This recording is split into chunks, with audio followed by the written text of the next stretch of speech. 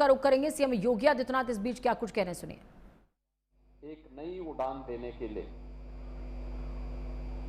देश के यशस्वी प्रधानमंत्री नरेंद्र मोदी जी ने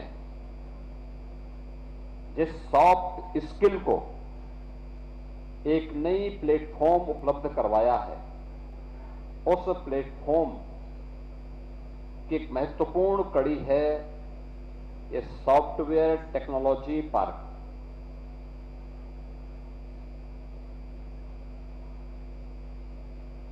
ये इस फील्ड की सबसे बड़ी विशेषता है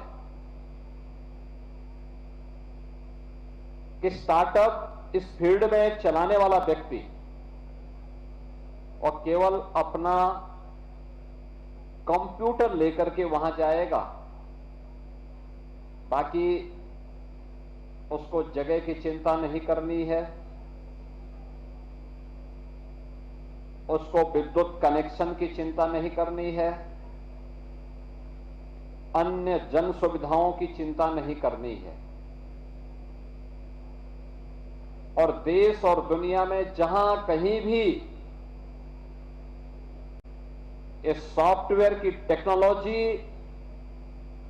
आज अपनी धमक दिखा रही है, उसके पीछे यही मॉडल सब जगह सफल हुई है। और जो गोरखपुर में पहली बार यहां पर इस रूप में देखने को मिल रही है कि प्लग एंड प्ले मोड पर हम लोगों को, यहां के युवाओं को अपने स्टार्टअप के लिए एक प्लेटफॉर्म उपलब्ध हुआ है, मैं इसके लिए आदरणीय प्रधानमंत्री जी का हृदय से आभार व्यक्त करते हुए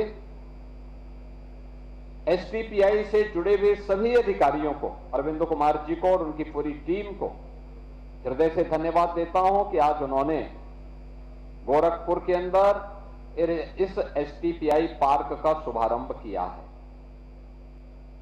बहनों और भाइयों, हमारा जो युवा है उसमें टैलेंट है। उस टैलेंट को जब हम टेक्नोलॉजी के साथ जोड़ते हैं तो वह अपने आप में अपनी प्रतिभा को कई गुना तेजी के साथ आगे बढ़ाने में सफल होता है।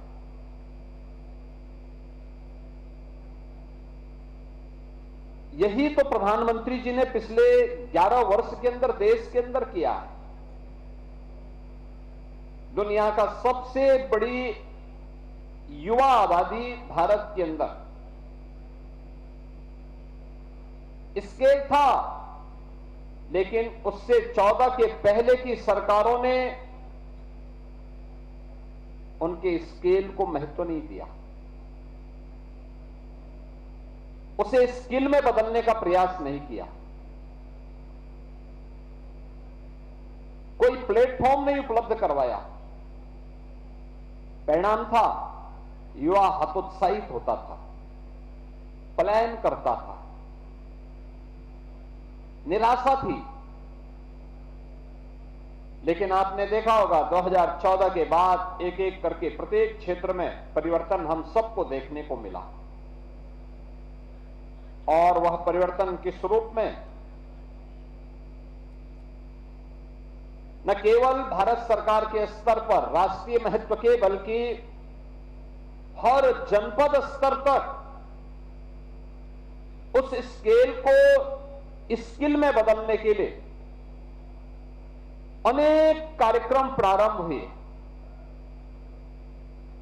और उन कार्यक्रमों की श्रृंखला में आज की एक कड़ी अत्यंत महत्वपूर्ण कड़ी है कि सॉफ्टवेयर के फील्ड में जो भी नौजवान अपने इनोवेशन को प्लेटफॉर्म चाहता है, अपने नवाचार के लिए एक मंच चाहता है, वह आप एसटीपीआई उन्हें उपलब्ध करवाने को तैयार है। और आज इसका शुभारंभ वासंती नवरात्रि के अवसर पर अष्टमी तिथि को होना, यह एक नए शुभ लक्षण की ओर हम सबका ध्यान आकर्षित करता है कि वास्तव में इसका भविष्य उज्जवल है, क्योंकि अब तो यहां पे ही दो इंजीनियरिंग कॉलेज तो आपके इसी गीडा क्षेत्र में है, टेक्निकल यूनिवर्सिटी गोरखपुर में है, मदन मोहन मालवीय टेक्निकल यूनिवर्सिटी भी है, कई पॉलिटेक्निक हैं, गोरखपुर में एमपीआईटी के रूप में भी एक टेक्निकल यूनिवर्सिटी इमर्जिंग टेक्नोलॉजी के साथ आई है। और आज हमने शुरुआत कर दी है, तो 15 अप्रैल को पूर्वी उत्तर प्रदेश का पहला सेंटर ऑफ एक्सीलेंस इसका भी शुभारंभ होने जा रहा है। और ये सभी कार्यक्रम ये दिखाता है कि अब हम केवल हार्डवेयर में ही नहीं बल्कि सॉफ्टवेयर में भी पूर्वी उत्तर प्रदेश का युवा अपनी प्रतिभा का परिचय वैश्विक मंच पर देने में सफल हो पाएगा। आज उत्तर प्रदेश में हम लोगों ने आदरणीय प्रधानमंत्री जी के मार्गदर्शन में अनेक ऐसे अभियान प्रारंभ किए हैं। आपने देखा होगा अभी हाल ही में हमारा उत्तर प्रदेश सरकार का बजट हम लोगों ने पारित किया है। इस बजट में हम लोगों ने टेक्नोलॉजी पर विशेष ध्यान देने का प्रयास किया है, क्योंकि हम सबका मानना है कि टेक्नोलॉजी आज के समय में हमारी स्पीड को कई गुना बढ़ा सकती है, हमारी गति को प्रगति में बदल सकती है। और जब हम तकनीक नहीं अपनाते, तकनीक से परहेज करते हैं, तो प्रतिस्पर्धा में नहीं होते हैं, और जब प्रतिस्पर्धा में नहीं होते हैं तो वह गति को दुर्गति की ओर लेके जाता है। हमें दुर्गति की ओर नहीं, प्रगति के मार्ग का अनुसरण करना है, और प्रगति के मार्ग का अनुसरण करने के उपरांत ही इसमें सफलता प्राप्त होने वाली है। और उसी सफलता के मार्ग पर आज हम सब आगे बढ़े हैं। ये चीजें दिखाती हैं आज उत्तर प्रदेश के अंदर पहले से ही हम लोगों ने इस पे काम प्रारंभ किया। कल मैं मदन मोहन मालवीय टेक्निकल यूनिवर्सिटी में था। मदन मोहन मालवीय टेक्निकल यूनिवर्सिटी में उन्होंने अपने फॉरेंसिक लैब का उद्घाटन करवाया। अत्याधुनिक लैब बनी है। फॉरेंसिक लैब के उद्घाटन के साथ ही कुछ उनके अपने कार्यक्रम अन्य थे। हम लोगों ने मदन मोहन मालवीय टेक्निकल यूनिवर्सिटी को इस बार एक centre of excellence green hydrogen energy के लिए उपलब्ध करवाया है, और इसके लिए 50 करोड़ रुपए राज्य सरकार ने उन्हें उपलब्ध करवाया है इस एनर्जी पे काम करने के लिए। आज आप देख रहे होंगे दुनिया के अंदर ईरान और इजराइल के बीच में, ईरान और अमेरिका के बीच में जो युद्ध चल रहा है, पूरी मध्य पूर्व एशिया पूरा उससे प्रभावित है, और पूरी दुनिया ही लगभग प्रभावित है। उस क्षेत्र में सभी लोग, हो सकता है कि अगर वहां युद्ध नहीं हो रहा होता तो रवि किशन यहां थोड़े होते, उस समय दुबई में होते। लेकिन वहां युद्ध है तो उन्होंने कहा चलिए समय है तो मैं भी सैजनवा चल लेता हूं, तो आज वो भी आपके बीच में आए हैं। लेकिन दुनिया में हाहाकार है, अव्यवस्था है, अराजकता है। भारत के अंदर हम एक शानदार और यशस्वी नेतृत्व में, प्रधानमंत्री जी के शानदार और यशस्वी नेतृत्व में सुरक्षित भी हैं और बेखौफ अपनी विकास की यात्रा को आगे बढ़ाने का काम भी कर रहे हैं। ये लगातार चल रहा है। लेकिन याद करिए, ये युद्ध लंबा खींचा तो प्रभावित तो हर व्यक्ति होगा। हमें मानसिक रूप से उसके लिए तैयार होना होगा। अफवाहों पे ध्यान नहीं देना होगा। जब आपत्ति आती है, कोई चुनौती आती है, चुनौती का मुकाबला करने के लिए व्यक्ति को सरकार के साथ मिलकर के कदम से कदम मिलाकर के चलने के लिए अपने आप को तैयार करना होगा। यही सच्ची राष्ट्रभक्ति होती है। जब हम सरकार के साथ किसी भी नेशनल इश्यू में मिलकर के काम करते हैं तो परिणाम हम सबके सामने आएंगे। हमारी राष्ट्रभक्ति इस बात को लेकर के होगा कि अगर देश के हित में सरकार ने कोई कदम उठाया है तो हम लोग उसके लिए अपने आप को तैयार करें। जैसे अब कोई भी रसोई गैस का सिलेंडर, याद करिए इस गल्फ वार के पहले अगर किसी के घर में 1 महीने तक रसोई गैस का सिलेंडर चल जाता था तो आज वह 5वें 6ठे दिन ही रसोई गैस का सिलेंडर लेने के लिए क्यों पहुंच रहा है? अरे जब नंबर आएगा उसके 3 दिन 5 दिन पहले वह जाएं, अपना रजिस्ट्रेशन करवा दें, उसके घर तक फिर रसोई गैस पहुंच जाएगी। हम लोगों ने प्रदेश के अंदर व्यवस्था करने के लिए कहा है हर जिला प्रशासन से कि जैसे रसोई गैस का सिलेंडर होम डिलीवरी होते था, पहले घर तक पहुंचाती थी एजेंसियां, वैसे ही पहुंचाएंगे। लाइन लगाने की आवश्यकता नहीं है। लेकिन कुछ लोग हैं जो अफवाह फैला करके माहौल खराब करना चाहते हैं। कुछ लोग हैं अव्यवस्था पैदा करने का प्रयास कर रहे हैं। जब आपकी बारी आएगी आप तक रसोई गैस पहुंच जाएगी। जब आवश्यकता हो तभी आप डीजल लेने के लिए जाइए, पेट्रोल लेने के लिए जाइए। लाइन लगाने की आवश्यकता क्या? और अगर हम उतावलेपन में अफवाह में आकर के इस प्रकार के किसी दुष्प्रचार और किसी अफवाह के चक्कर में पड़ते हैं तो लगता है हम लोगों की राष्ट्रभक्ति पर लोग संदेह करेंगे। इसलिए बहनों और भाइयों, ये तो हमें सतर्कता रखनी होगी। हमें अपने राष्ट्रीय नेतृत्व को इस बात के लिए धन्यवाद देना चाहिए। भारत के अंदर सब कुछ अच्छा है। उत्साहपूर्ण माहौल में उत्सव मनाए जा रहे हैं। वासंतीय नवरात्रि के कार्यक्रम हो रहे हैं। कल रामनवमी है। रामनवमी का कार्यक्रम उत्साहपूर्ण तरीके से 12 बजे श्री राम जन्मभूमि पर सूर्य भगवान भी भगवान राम का राज तिलक करेंगे।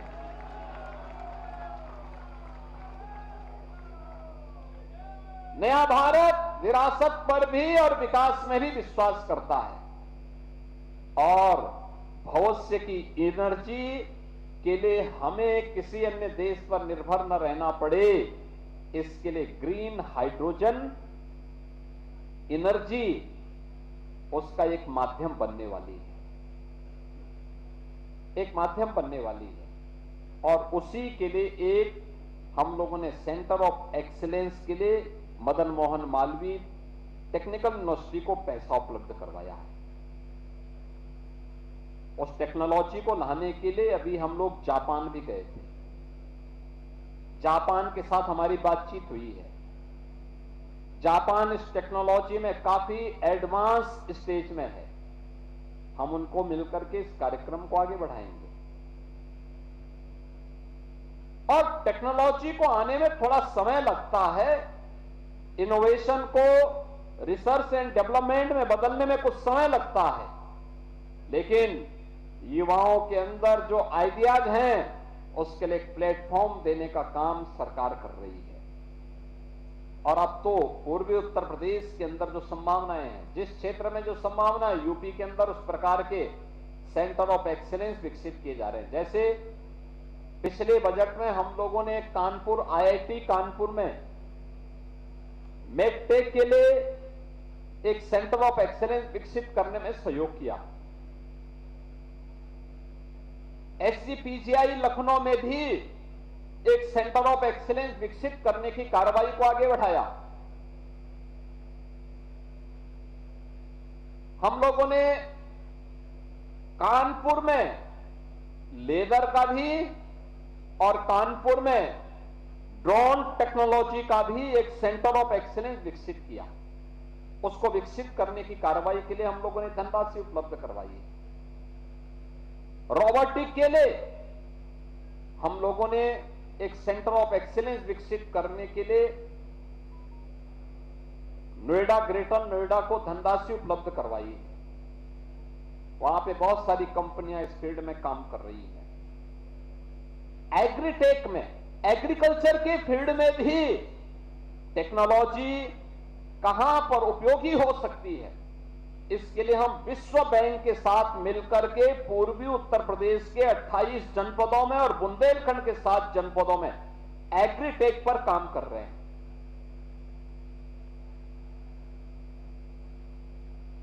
ये स्टार्टअप डेयरी में भी स्थापित हो सकते हैं, मत्स्य पालन में स्थापित हो सकते हैं, अन्य फील्ड में भी एक अच्छे स्टार्टअप को आप आगे बढ़ा सकते हैं। और सॉफ्टवेयर में जो संभावनाएं हैं, जैसे मैं अभी देख रहा था कि किस प्रकार से इस सॉफ्ट स्किल ने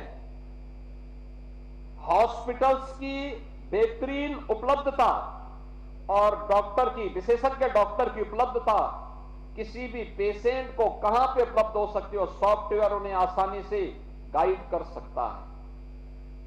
एम्बुलेंस की उपलब्धता कैसे आसानी से हो सकती है कि जो उसका समय है उस समय सीमा को कम से कम और न्यूनतम करते हुए, जो गोल्डन आवर है उससे पहले पहले एम्बुलेंस उसे हॉस्पिटल तक पहुंचा सके, किसी भी पेशेंट को, किसी भी दुर्घटनाग्रस्त व्यक्ति को, उसके लिए वह सॉफ्टवेयर भी उसमें सहयोग कर रहा है। ऐसे ही ट्रैफिक में किया जा सकता है, ऐसे ही हम लोग अन्य फील्ड में भी इस काम को कर सकते हैं। अब तो इस फील्ड में बहुत प्रकार के लोग काम कर रहे हैं। हमने यहां पे ड्रोन में भी देखा कैसे एक स्टार्टअप उसी को लेकर के काम कर रहा है।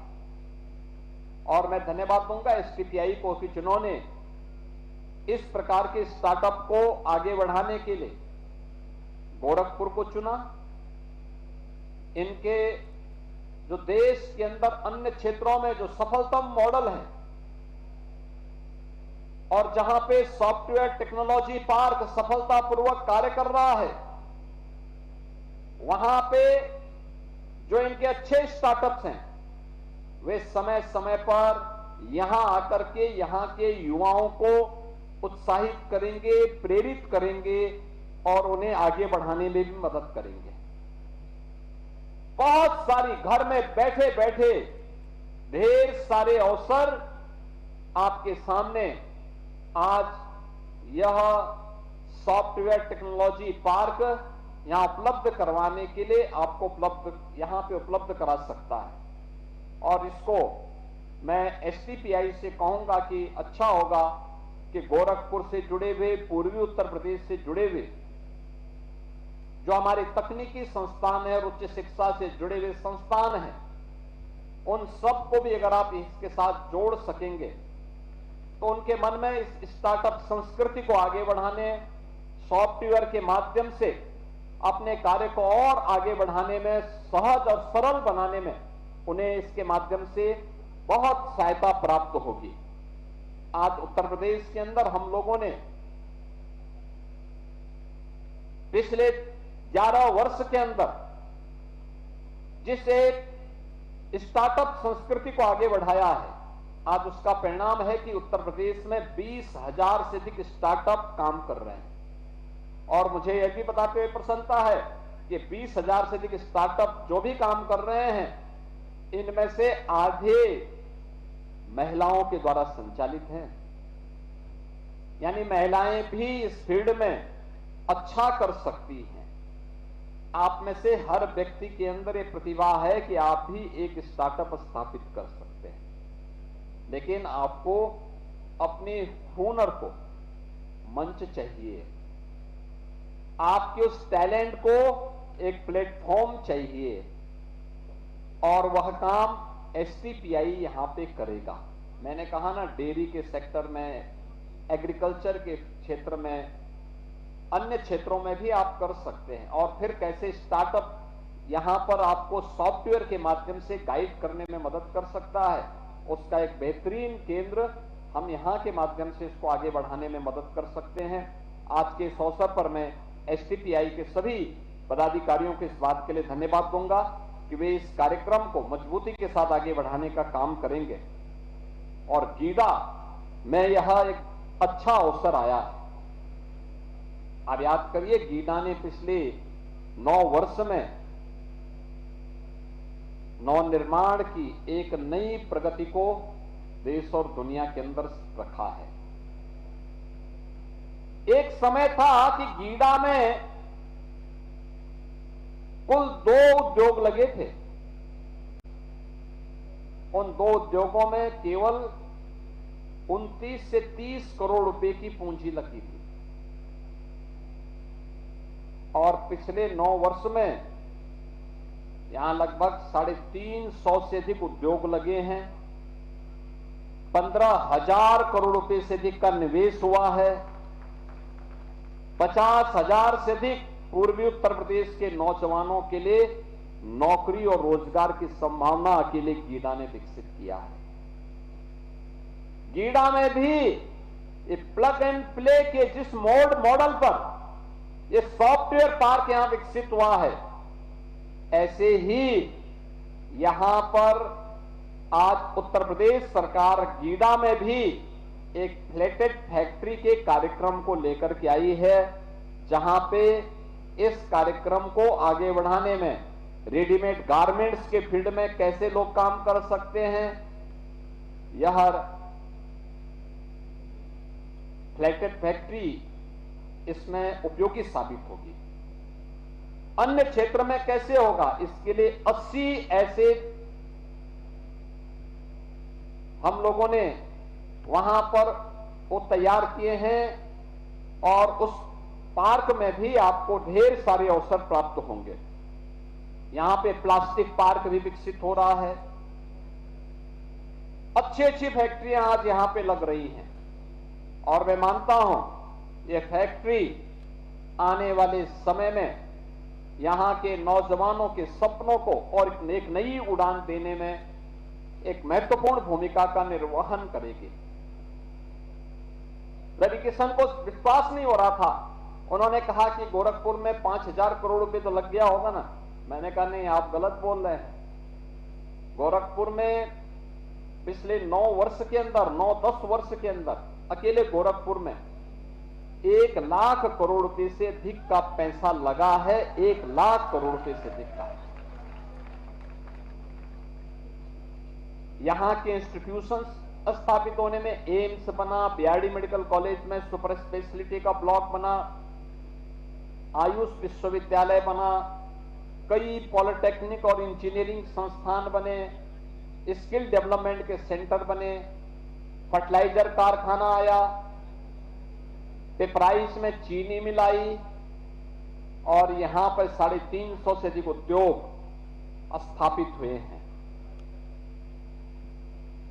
हाईवे चारों ओर की कनेक्टिविटी गोरखपुर से लखनऊ के लिए एक वैकल्पिक मार्ग पूर्वांचल एक्सप्रेसवे के माध्यम से प्राप्त हो गया। गोरखपुर लिंक एक्सप्रेसवे गोरखपुर से वाराणसी, गोरखपुर से नेपाल जाने के लिए, गोरखपुर से देवरिया जाने के लिए, गोरखपुर से कुशीनगर की तरफ जाने के लिए, गोरखपुर के अंदर की सड़कों को लेकर के, गोरखपुर में अन्य तमाम प्रकार की सुविधाओं को अगर आप देखेंगे तो ये सभी प्रकार के इन्वेस्टमेंट को, इंफ्रास्ट्रक्चर को और अन्य इंस्टीट्यूशंस के पूरे निवेश को आप देखेंगे तो 1 लाख करोड़ रुपए से अधिक का अकेले गोरखपुर में यहां पे लगा है और इससे लाखों नौजवानों के लिए नौकरी और रोजगार की संभावनाएं भी आगे बढ़ी है।